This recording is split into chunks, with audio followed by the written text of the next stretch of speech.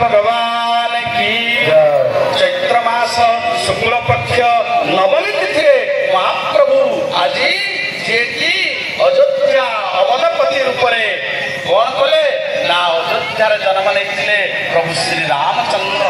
ऐश्वर्य पुरुषोत्तम रूप में जन्म नहीं मध्याह्न समय से आज राम रूप कभी राम